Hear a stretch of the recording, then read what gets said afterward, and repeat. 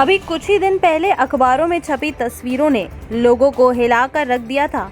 वो तस्वीर जिसमें गंगा जैसी पवित्र नदी में संक्रमित शव बहते हुए नजर आ रहे थे।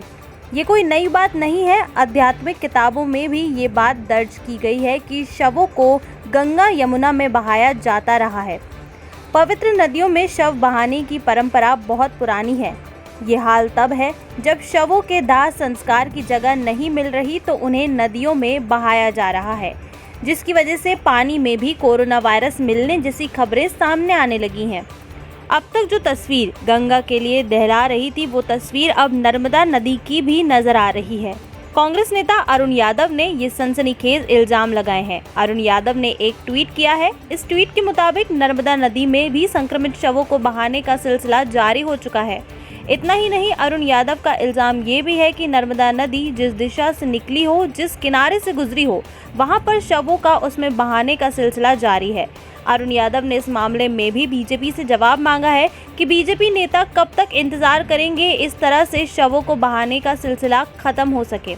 अब देखना ये है कि नर्मदा परिक्रमा कर चुके खुद मुख्यमंत्री शिवराज सिंह चौहान और बीजेपी के दूसरे नेता लगातार नर्मदा की फिक्र करते रहे हैं, वो इस बात पर क्या कार्रवाई करते हैं।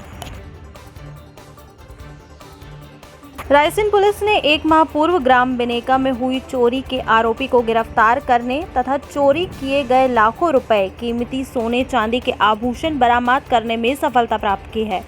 8 अप्रैल को ग्राम बिनेका थाना गौहरगंज निवासी फरियादी दीनदयाल पवैया ने थाने आकर बताया कि अज्ञात चोर सूने मकान में रात में घुसकर घर में रखे सोने चांदी के कीमती करीब 3 से 4 लाख रुपए के सोने चांदी के जेवर तथा नकदी चोरी करके ले गया। मुखबिर से सूचना मिलने पर पुलिस ने आरोपी को धर दबोचा है।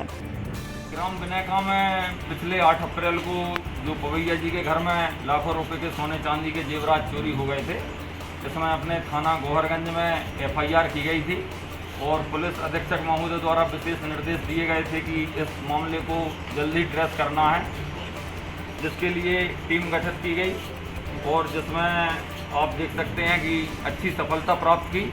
हमारे गौहरगंज टीम में उपनिरीक्षक संजय यादव, प्रधान आरक्षक महेंद्र, प्रधान आरक्षक राम मनोहर बोहरे और आरक्षक अमित शर्मा द्वारा काफ़ी तलाश पतारसी करने के बाद आरोपी राहुल नायक, जो कि निवासी ग्राम जेतका है, इसके कब्जे से जे 4 लाख रुपए कीमती के जेवर बरामद किए गए हैं। पूर्व मुख्यमंत्री कमलनाथ ने मुख्यमंत्री शिवराज समेत मध्य प्रदेश सरकार पर बड़ा हमला बोला है। ये हमला उन्होंने रेमडेसिविर इंजेक्शन की कालाबाजारी को लेकर कहा। कमलनाथ ने सोशल मीडिया के माध्यम से मुख्यमंत्री शिवराज सिंह चौहान से सवाल किया है कि जीवन रक्षक दवाओं की कालाबाजारी करने वालों को किसका संरक्षण है। कमलनाथ ने ट्वीट किया है कि महामारी में मध्य प्रदेश में नए तरीके का माफिया सामने आया है, वो है रेमडेसिविर माफिया। इसने इस संकट काल में कई लोगों की जानें ली हैं, कई ज़रूरतमंद लोगों को लूटा है, कई लोगों को ठगा है, कई परिवारों को बर्बाद किया है। दरअसल जबलपुर में सिटी हॉस्पिटल के संचालक सरबजीत सिंह मोखा को नकली रेमडेसिविर की इंजेक्शन की कालाबाजारी में लिप्त पाए जाने पर पुलिस ने केस दर्ज किया है, लेकिन आरोपी के खिलाफ NSA की कार्रवाई नहीं की गई। इसे लेकर कमलनाथ ने सरकार पर आरोप लगाए हैं। कमलनाथ के सवाल का जवाब गृह मंत्री नरोत्तम मिश्रा ने दिया है। उनका कहना है ऑक्सीजन और रेमडेसिविर इंजेक्शन की कालाबाजारी करने वाले 86 लोगों के खिलाफ कार्रवाई दर्ज की गई है। इसमें से 32 लोगों पर FIR दर्ज की जा चुकी है।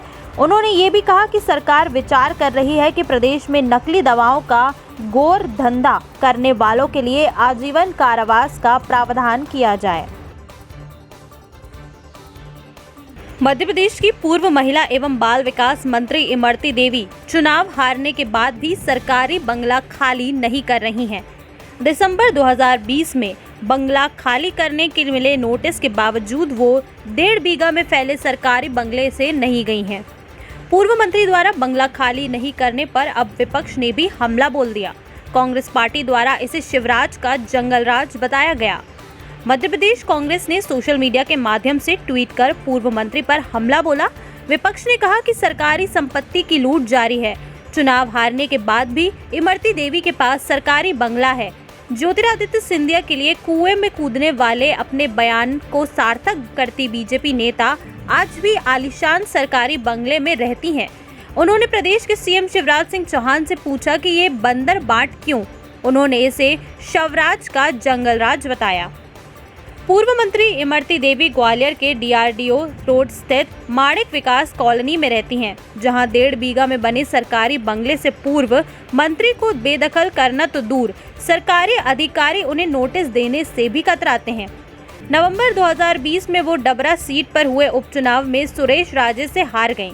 दिसंबर 2020 में उन्हें सरकारी बंगला खाली कराने का नोटिस दिया गया। अगले ही दिन उस अधिकारी का ट्रांसफर कहीं और कर दिया गया। तब से ही किसी भी सरकारी अधिकारी ने उन्हें बंगला खाली कराने का नोटिस नहीं दिया।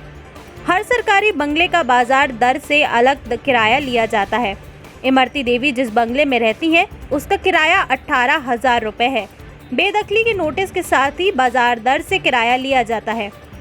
बंगला खाली कराने की बात पर इमरती देवी ने कहा कि कोरोना वायरस की वजह से उन्होंने शिफ्ट नहीं किया। वो बोली कि वो बकायदा मकान का किराया अदा कर रही हैं। भोपाल में एक नेता और एक अफसर के बीच बातचीत का एक ऑडियो वायरल हो रहा है। इस ऑडियो को सुनेंगे तो आप भी चौंक जाएंगे कि ये भला किस किस्म की बातचीत है।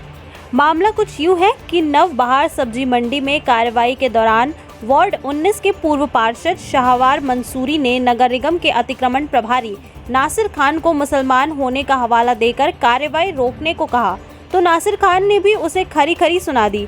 कह दिया कि मैं पहले सरकारी कर्मचारी हूँ। नाराज शाहवार मंसूरी ने नासिर खान को अपशब्द भी कहे।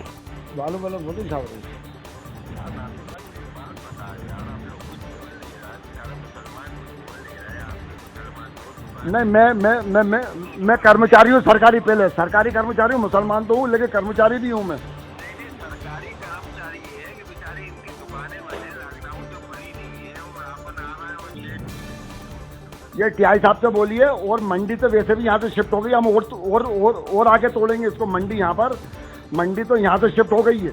और हिंदू क्यों इनको मतलब करोड़ पे कर दिया, और हिंदू मुसलमान वाली बात तो है नहीं। मतलब हम सरकारी नौकर हैं पहले।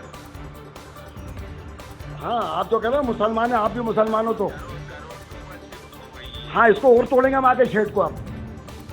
हम और तोड़ेंगे शेड को आगे हम।